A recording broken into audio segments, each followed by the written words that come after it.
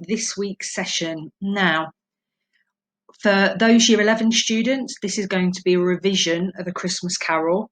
And for those Year 10 students, it will be an introduction to A Christmas Carol. Now, what I want you to do is, in the exercise books that we've been giving you, I want you to make some notes.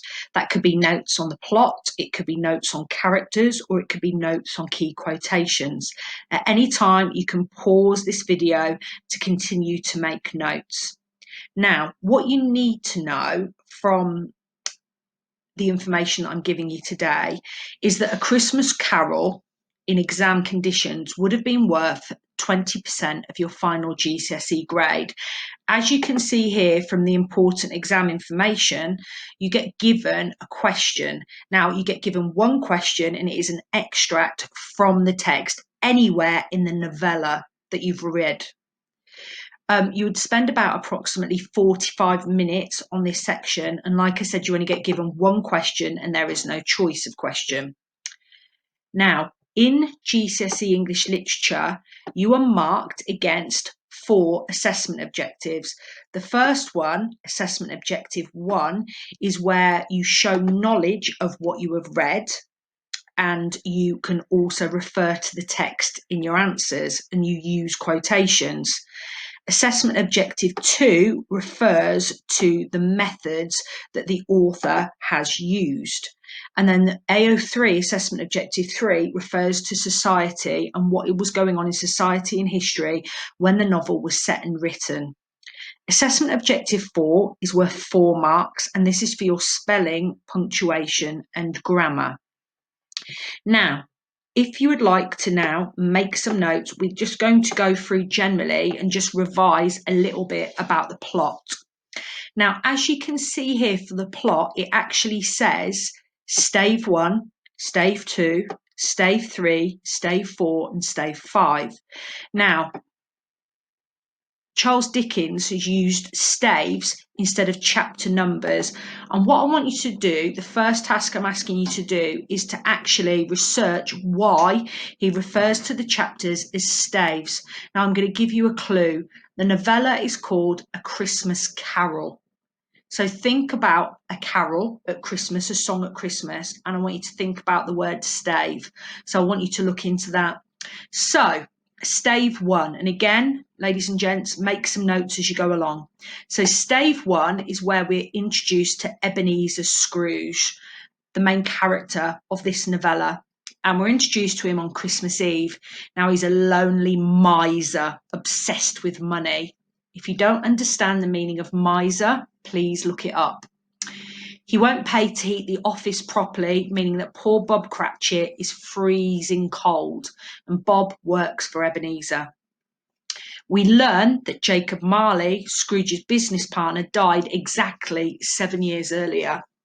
Now, Scrooge is irritated that Christmas Day interrupts his business.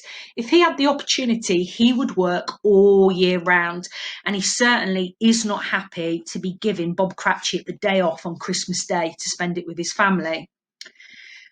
Scrooge is visited by his nephew Fred, who invites his uncle to Christmas dinner, but Scrooge refuses, and he uses his main strapline, "Bah, humbug."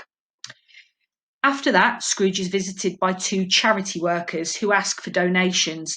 Scrooge refuses to give them any money and exclaims that he wants to be left alone.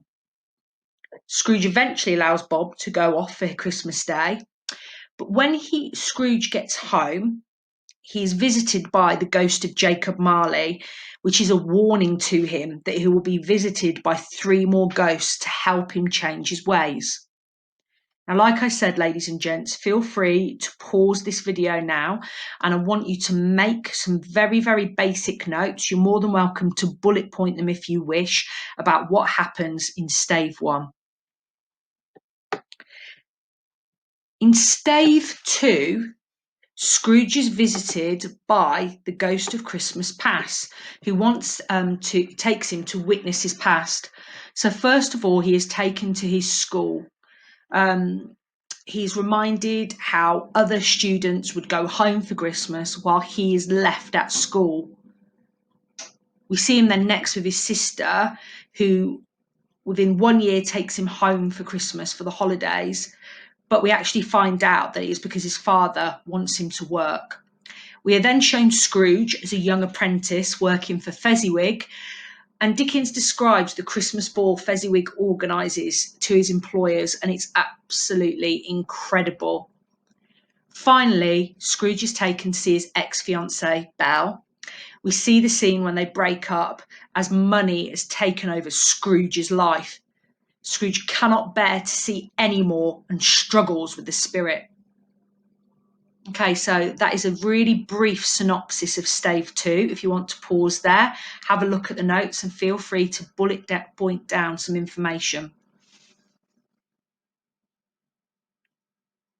Now, Stave 3. Scrooge is then visited by the ghost of Christmas present. The spirit shows Scrooge how the Cratchit family celebrate Christmas. Scrooge asks if Tiny Tim will live. The spirit explains unless there are changes, he will die, and the spirit reminds Scrooge of his earlier words. If he is to die, he had better do it and decrease the surplus population. For those of you in year 11 here, I want you to think about Malthus's theory, or feel free to Google search or to search in a search engine Malthus's theory and look at why Charles Dickens would incorporate this in here. Further on, Scrooge is then taken to see how other people celebrate Christmas, miners, lighthouse workers and sailors on a ship. He is then taken to Fred's house at Christmas where they are playing games, and they also say some very derogatory, negative things about Scrooge and laugh at him. The spirit then begins to age, and we see under the spirit's robes 2 children, Want and Ignorance, and there are very key messages here about society and the way some people live. Finally, the ghost of the Christmas future then appears. In Stave 4, the ghost of Christmas future is described. The spirit takes Scrooge to see a group of businessmen discussing that someone has passed away. Scrooge is then taken to see old Joe, where he is in the process of buying property of the dead man, which had been stolen. Scrooge then returns to Bob Cratchit's house, where it is revealed that Tiny Tim has died. Scrooge is then taken to the graveyard and is shown a gravestone and realises it is his. Scrooge falls to his knees and begs that he will change his ways. So in Stave 5, Scrooge wakes up, he realises that it's Christmas Day, and he calls out to a boy who is passing and sends him to buy the prize turkey and then pays for it to be sent to Bob Cratchit. Scrooge meets one of the charity collectors from earlier and whispers to him that he will give a large donation. He then goes to Fred's house where he is welcomed and he enjoys Christmas dinner with them. On Boxing Day, Scrooge arrives early to work, but he plays a trick on Bob, which thinks a little bit mean. Scrooge then tells him he is going to raise his salary and promises to help Bob's struggling family. And whilst this is all going on, Scrooge is described to have completely changed and becomes a second father to Tiny Tim, who did not die. So again, ladies and gents, if you want to pause it there and please, again, make some notes about the plot. So a couple of the things that I've asked you to do there are to look at why the chapters are called staves. You may also look up the fact that A Christmas Carol is actually a novella and not a novel. Maybe you would like to think about why that is so. And also the third thing is for you to look up Malthus's theory and see how Dickens has actually referred to that theory in that quote that says, if he should die, then we should decrease the surplus population. Okay, so the next activity that I would like you to look at today, we're going to look at the characters and again revise them or learn about them. I want you to take 3 of the words from each of these characters, and I want you either to look up the words in the dictionary or use a search engine to find out what they mean.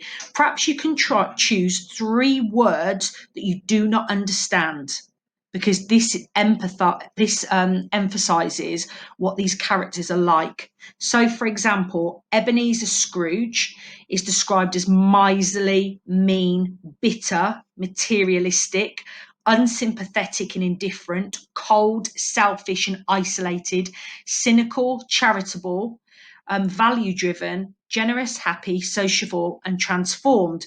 So we can see that half of the words there are very negative and have negative connotations, but towards the end they certainly have positive connotations. So again, just choose 3 words there and find out what they mean. Now, Marley's ghost here. Marley has been described as materialistic, self-centered, terrifying, haunting, exhausted, direct, reformed, regretful, hopeful, selfless, and wise. So again, I'd like you to pause the session here, and I want you again to choose 3 of the words here to describe Marley's ghost, and I want you to write down what they mean. Okay, so now looking at Bob Cratchit. Now, all this time, Bob has been described as uncomplaining, tolerant, courteous, deferential, patient, civil, eager, pleasurable, good-humoured, playful, caring, tender, cheerful, loving, and forgiving. Again, I would like you to stop the clip here and choose 3 words there that you don't know what they mean, and I want you to search for them in a dictionary or in the search engine. And I'd like you to do the same for Fred's character, the ghost of Christmas past, the ghost of Christmas present, the ghost of Christmas future, and Tiny Tim. So for Fred, he's referred to as warm-hearted, empathetic, cheerful, optimistic, even-tempered, insightful, determined, generous, forgiving, jovial, enthusiastic and caring. The ghost of Christmas past is described as contradictory, strong, gentle, quiet, forceful, questioning and mysterious. The ghost of Christmas present is described as compassionate, abundant, generous, cheerful, jolly, friendly, severe and sympathetic, whilst the ghost of Christmas future is mysterious, silent, ominous, intimidating, frightening and resolute, and Tiny Tim is frail, ill, good and religious. So I want you to look at all of those characters and choose 3 words for each of them and find out what they mean. Next week, we are going to focus on the key quotations from the text. We are also going to look at the context. After that, we will look at an extract and I will show you how to analyse that extract and write a level 5 and above answer. Thank you for listening today.